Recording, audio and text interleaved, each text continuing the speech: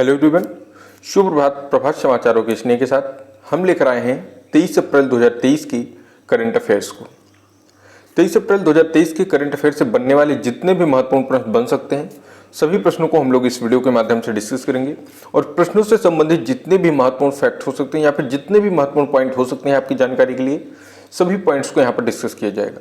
तो आइए हम लोग प्रश्नों की शुरुआत करते हैं और एक एक प्रश्नों को आपको ध्यानपूर्वक देखना है क्योंकि यहाँ पर जितने भी प्रश्न आपको बताए जाने सभी आपके लिए इंपॉर्टेंट प्रश्न होने वाले हैं। तो देखिए, सबसे पहला प्रश्न आपको दिया गया है कि हाल ही में विश्व पृथ्वी दिवस कब मनाया गया है।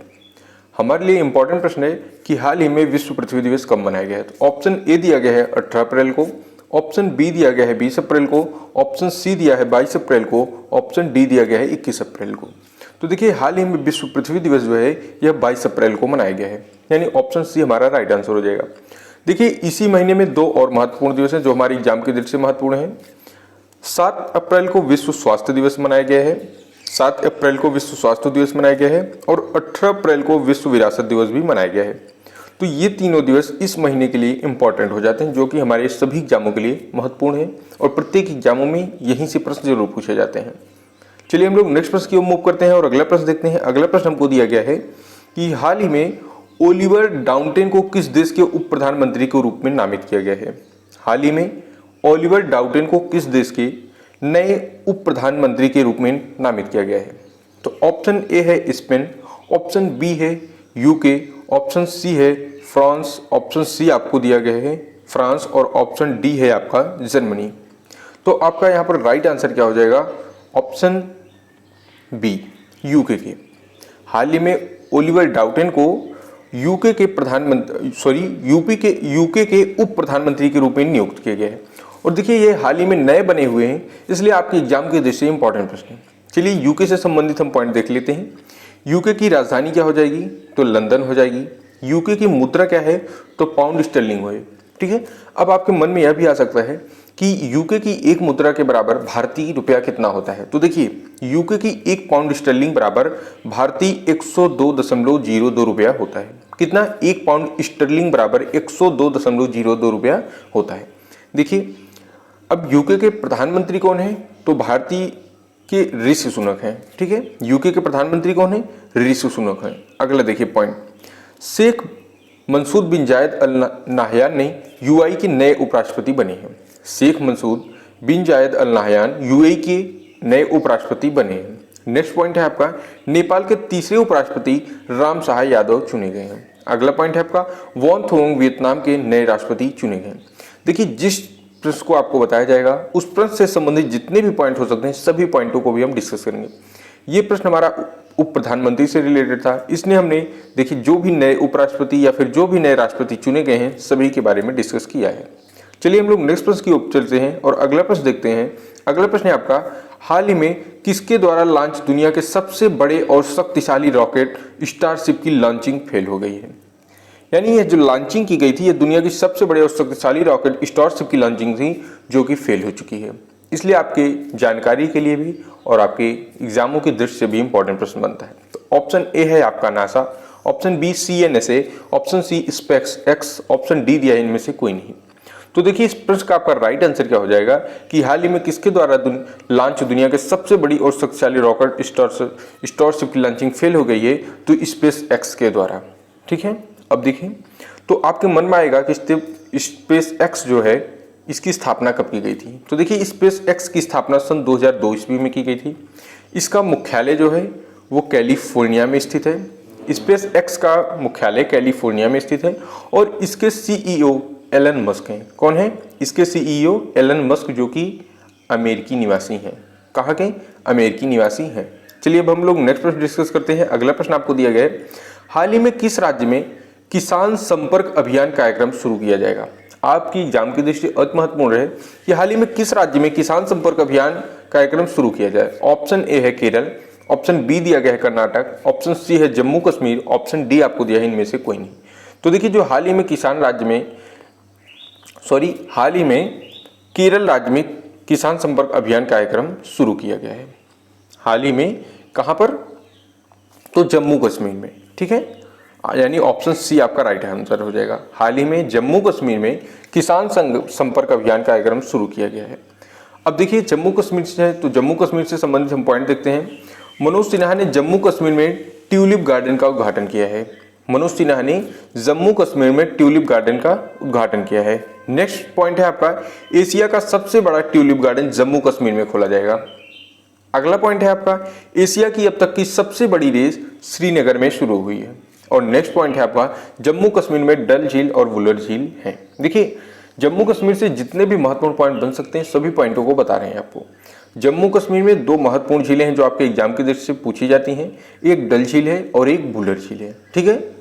और एशिया की जो अब तक की सबसे बड़ी रेस हुई है वो श्रीनगर में ही हुई है। चलिए और देखिए इसका राइट आंसर था आपका जम्मू कश्मीर। चलिए अब हम लोग नेक्स्ट प्रश्न देखते हैं। अगला प्रश्न आपको दिया गया है, हाल ही में सीमा विवाद सुलझाने के लिए असम के किस राज्य के साथ समझौते पर हस्ताक्षर हुआ है? हाल ही में सीमा विवाद सुलझाने के लिए असम ने किस राज्य के साथ समझौता किया है? तो ऑप्शन ए है मणिपुर, ऑप्शन बी है नागालैंड, ऑप्शन सी है अरुणाचल प्रदेश, ऑप्शन डी दिया गया है आपको कोहिमा। तो आपका राइट आंसर हो जाएगा अरुणाचल प्रदेश के साथ सीमा जो है हाल ही में सीमा विवाद सुलझाने के लिए असम ने अरुणाचल प्रदेश के साथ समझौते पर हस्ताक्षर किया है। अब देखिए अरुणाचल प्रदेश, तो अरुणाचल प्रदेश की राजधानी हो जाएगी ईटानगर। अरुणाचल प्रदेश के मुख्यमंत्री हैं कौन? पेमा खांडू। और अरुणाचल प्रदेश के राज्यपाल हैं केटी पटनायक। और हाल ही में रक्षा मंत्री राजनाथ सिंह ने अरुणाचल प्रदेश में सियोल पुल का उद्घाटन किया है। आपकी एग्जाम की दृष्टि इंपॉर्टेंट है कि हाल ही में रक्षा मंत्री राजनाथ सिंह ने अरुणाचल प्रदेश में सियोल पुल का उद्घाटन किया हुआ है। दोस्तों अगला पॉइंट है हमारा, गृह मंत्री अमित शाह ने अरुणाचल प्रदेश में वाइब्रेट विजिल प्रोग्राम, कौन सा? वाइब्रेट विलेज प्रोग्राम लॉन्च किया है। चलिए हम लोग नेक्स्ट प्रश्न की ओर मूव करते हैं। अगला प्रश्न देखते हैं। अगला प्रश्न आपको दिया गया है कि हाल ही में भारत ने कहा G20 पार्क विकसित करने का प्रस्ताव रखा है। अभी प्रस्ताव सिर्फ रखा गया है। तो ऑप्शन ए है मुंबई, ऑप्शन बी नई दिल्ली, ऑप्शन सी है केरल, ऑप्शन डी आपको दिया है बेंगलुरु में। तो इस प्रश्न का आपका राइट आंसर क्या हो जाएगा? नई दिल्ली में। हाल ही में भारत ने नई दिल्ली में G20 पार्क विकसित करने का जो है प्रस्ताव रखा है। नेक्स्ट प्रश्न देखते हैं। अगला प्रश्न आपको दिया गया है कि हाल ही में स्टार स्पोर्ट्स ने किसे अपना ब्रांड एम्बेसडर बनाया है? तो ऑप्शन ए है विराट कोहली, ऑप्शन बी है MS धोनी, ऑप्शन सी है ऋषभ पंत, ऑप्शन डी आपको दिया गया है डेविड वार्नर। तो देखिए हाल ही में जो स्टार स्पोर्ट्स है इन्होंने ऋषभ पंत को अपना ब्रांड एम्बेसडर बनाया हुआ है। अब चलिए हम लोग और ब्रांड एम्बेसडर को देख लेते हैं जो नए बने हुए हैं। तो देखिए जो लेक्जर के ब्रांड एम्बेसडर हैं वो विराट कोहली बने हैं। नेक्स्ट है आपका जियो सिनेमा ने अपना ब्रांड एम्बेसडर सूर्य कुमार यादव को बनाया हुआ है। लेक्जर के कौन है? विराट कोहली। और जियो सिनेमा के कौन बने हैं? तो सूर्य कुमार यादव बने हुए हैं जो कि भारतीय क्रिकेटर हैं दोनों। चलिए हम लोग नेक्स्ट प्रश्न की ओर मूव करते हैं। नेक्स्ट प्रश्न देखने से पहले आप ये समझिए कि जो यहाँ पर आपको करंट अफेयर बनाया जा रहा है ये आपके सभी एग्जामों की दृष्टि से इंपॉर्टेंट है। आपका कोई भी एग्जाम हो, चाहे आप कोई भी कंपटीशन एग्जाम दे रहे हो या किसी भी चीज़ की तैयारी कर रहे हो, railway, group D, SSC, UPP, UPSI, bank, कोई भी एग्जाम हो आपका, सभी के लिए इंपॉर्टेंट है। इसीलिए यहाँ पर हम एक एक प्रश्नों को, एक एक चीज़ों को जो है आपको विस्तार पूर्वक बताते हैं जिससे कि कोई भी आपके मन में डाउट ना रह जाए, ठीक है। चलिए हम लोग नेक्स्ट प्रश्न देखते हैं। अगला प्रश्न है आपका, हाल ही में किस राज्य सरकार ने खेल संस्कृति को पुनर्जीवित करने के लिए वन पंचायत वन प्लेग्राउंड परियोजना लागू की है? यानी एक पंचायत में एक प्लेग्राउंड होना चाहिए। तो ऐसी परियोजना किस सरकार ने लॉन्च की है? तो option A Maharashtra, option B Kerala, option C Karnataka, option D है आपका राजस्थान। तो इसका राइट आंसर देखिए क्या हो जाएगा? केरल ने। हाल ही में केरल राज्य सरकार ने खेल संस्कृति को पुनर्जीवित करने के लिए वन पंचायत वन प्लेग्राउंड परियोजना लॉन्च की है। चलिए हम लोग केरल है तो केरल से संबंधित सभी पॉइंट देख लेते हैं क्या क्या हो सकता है आपका। तो देखिए केरल की राजधानी क्या हो जाएगी? तिरुवनंतपुरम। केरल की राजधानी क्या है? तिरुवनंतपुरम। केरल के मुख्यमंत्री कौन होते? पिनराई विजयन है। केरल के राज्यपाल कौन है? तो आरिफ मोहम्मद खान है। अब देखिए और इंपॉर्टेंट पॉइंट, केरल ने गर्मियों में पानी की समस्या से निपटने के लिए पहली बार जल बजट अपनाया है। नेक्स्ट पॉइंट है, सबसे बेहतर रखरखाव वाला जो टाइगर रिजर्व है वो पेरियार टाइगर रिजर्व घोषित किया गया है। सबसे बेहतर रखरखाव वाला tiger reserve Periyar tiger reserve घोषित किया गया है। नेक्स्ट है केरल में शांति घाटी स्थित है। देखिए आपके एग्जाम में एक घाटी पूछी जाती है शांति घाटी, जो कि केरल से संबंधित है, इसलिए हमने यहाँ पर इसको रख दिया है कि केरल में शांति घाटी स्थापित है। चलिए नेक्स्ट प्रश्न देखते हैं। अगला प्रश्न आपको दिया गया है कि हाल ही में मनरेगा के तहत श्रम दिवस पर कौन सा राज्य शीर्ष पर रहा है? हाल ही में मनरेगा के तहत श्रम दिवस पर कौन सा राज्य शीर्ष पर रहा है? तो option A Uttar Pradesh, option B है राजस्थान, सी है तमिलनाडु, डी आपको दिया गया है महाराष्ट्र। तो देखिए इस प्रश्न का आपका राइट आंसर क्या हो जाएगा? राजस्थान। हाल ही में मनरेगा के तहत राजस्थान श्रम दिवस पर शीर्ष पर रहा है। चलिए हम लोग नेक्स्ट प्रश्न की ओर मूव करते हैं। अगला प्रश्न दिया गया है दोस्तों, देखिए होता क्या है कि कुछ ऐसे प्रश्न होते हैं जो हमको अपनी ओर आकर्षित करते हैं, जबकि वह हमारे लिए कम इंपॉर्टेंट होते हैं, और कुछ प्रश्न ऐसे होते हैं जो हमको अपनी ओर आकर्षित नहीं करते हैं और हम उनको जो है स्किप करके आगे बढ़ जाते हैं या फिर उनको छोड़कर आगे बढ़ जाते हैं। देखिए, जो आपके लिए इंपॉर्टेंट आपको नहीं लगते हैं, जिसको आप स्किप करके आगे बढ़ जाते हैं, वही प्रश्न आपके लिए हमेशा इंपॉर्टेंट होते हैं, ठीक है। और जिसको आप बहुत मन से बहुत ध्यान से पढ़कर जाते हैं और आपको लगता है कि जिस चीज़ को हमने पढ़ा तो एग्जाम में नहीं आए हैं, ऐसे प्रश्न जो आपको अपनी ओर आकर्षित करते हैं, क्योंकि होता क्या है कि वो सरल होने के कारण आपको आकर्षित कर लेते हैं, और जिस तरह से वह आपको आकर्षित कर रहे हैं इसी तरह वो सभी को आकर्षित करते हैं। जो आपके एग्जाम को बनाता है उनको भी आकर्षित करते हैं, तो उनको भी यही लगता है कि यह जो है सरल है क्वेश्चन, इसको नहीं देंगे, जो थोड़ा टफ क्वेश्चन है उसको दिया जाता है। तो टफ कौन सा क्वेश्चन होता है जिसको आप स्किप करके आगे बढ़ जाते हैं, इसलिए एक एक प्रश्नों को आपको ध्यान से देखना चाहिए, ठीक है। चलिए हम लोग नेक्स्ट प्रश्न देखते हैं। अगला प्रश्न आपको दिया गया है, इसरो ने यानी ISRO, इसरो ने किस देश के 2 सैटेलाइट को सफलतापूर्वक लॉन्च कर दिया है? तो देखिए, option A Britain, option B Kenya, option C Singapore, option D आपको दिया गया है अमेरिका। तो इस प्रश्न का आपका राइट आंसर क्या हो जाएगा? ऑप्शन सी सिंगापुर ने। इसरो ने सिंगापुर के 2 सैटेलाइट को सफलतापूर्वक लॉन्च कर दिया गया है। अब आइए इससे संबंधित पॉइंट देखते हैं। भारतीय अनुसंधान संगठन इसरो ने PSLV C55 रॉकेट के सिंगापुर के 2 सैटेलाइट कौन कौन सी? तो TELI-OS2 और ल्यूम लाइट 4 को सफलतापूर्वक लॉन्च किया है। नेक्स्ट प्रश्न है आपका, इस मिशन को TELI-ON2 मिशन के नाम दिया गया है। देखिए, जो 2 सैटेलाइट लॉन्च की गई हैं इनका एक नाम भी दिया जाता है, तो इनका नाम दिया गया है TELI-OS2 मिशन। अगला पॉइंट है आपका, इस लॉन्चिंग के साथ ही ऑर्बिट में भेजे गए विदेशी सैटेलाइट की कुल संख्या 424 हो गई है। इस लॉन्चिंग के साथ ही ऑर्बिट में भेजे गए विदेशी सैटेलाइट की कुल संख्या 424 हो गई है। चलिए हम लोग नेक्स्ट प्रश्न की ओर मूव करते हैं और अगला प्रश्न आपको दिया गया है, भारत सरकार द्वारा राष्ट्रीय तकनीक अनुसंधान संगठन यानी जिसे शॉर्ट फॉर्म में NTRO कहते हैं, इसका नया अध्यक्ष किसे नियुक्त किया है? अध्यक्ष की बात हुई है तो option A JP Nadda, option B Arun Sinha, option C है कल्याण चौबे, ऑप्शन डी आपको दिया गया है रोजर बिन्नी। तो इस प्रश्न का आपका राइट आंसर देखिए क्या हो जाएगा? Option B Arun Sinha. भारत सरकार द्वारा राष्ट्रीय तकनीक अनुसंधान संगठन का नया अध्यक्ष अरुण सिन्हा को नियुक्त किया गया है। इससे संबंधित पॉइंट देखते हैं। राष्ट्रीय तकनीक अनुसंधान संगठन भारत में स्थित एक तकनीक खुफिया एजेंसी है और यह प्रधानमंत्री कार्यालय में राष्ट्रीय सुरक्षा सलाहकार के रूप में कार्य करता है और इसकी स्थापना सन 2004 में की गई थी। आपसे पूछा जा सकता है कि NTRO यानी राष्ट्रीय तकनीक अनुसंधान संगठन की स्थापना कब की गई थी? तो आपका राइट आंसर होना चाहिए सन 2004 में, ठीक है। अब चलिए हम लोग नेक्स्ट प्रश्न मूव करते हैं। अगला प्रश्न देखते हैं।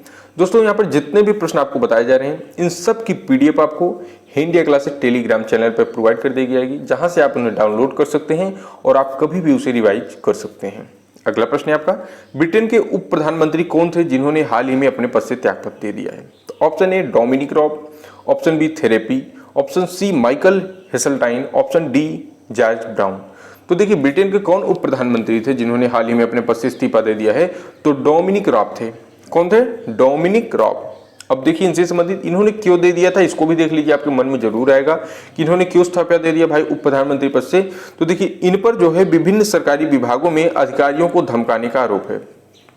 जो डोमिनिक रॉब हैं इनके ऊपर कई विभागों में जो है अधिकारियों को धमकाने का आरोप था, जिसके चलते हुए इन्होंने जो है अपने पद से इस्तीफा दे दिया है।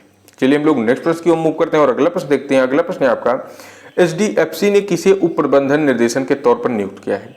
Option A Neeraj Anand, option B Rajiv Kumar, option C Aman Saxena, option D है आपका कैजात भरूचा। तो इस प्रश्न का आपका राइट आंसर क्या हो जाएगा? कैजात भरूचा को HDFC ने कैजात भरूचा को प्रबंध निर्देशक के तौर पर नियुक्त किया है। देखिए, इससे संबंधित 2 पॉइंट्स बनते हैं आपके एग्जाम में। HDFC बैंक की स्थापना कब हुई थी? तो 1994 ईस्वी में हुई थी और इसका मुख्यालय यदि आपसे पूछा जाए तो मुंबई महाराष्ट्र में स्थित है। HDFC बैंक की स्थापना सन 1994 में हुई और इसका मुख्यालय मुंबई महाराष्ट्र में स्थित है।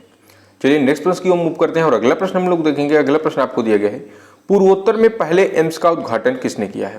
देखिए, जो पूर्वोत्तर में पहला एम्स जो है पूर्वोत्तर में खोला गया है, तो option A Narendra Modi, option B Amit Shah, C है राजनाथ सिंह, डी आपको दिया गया है द्रौपदी मुर्मू।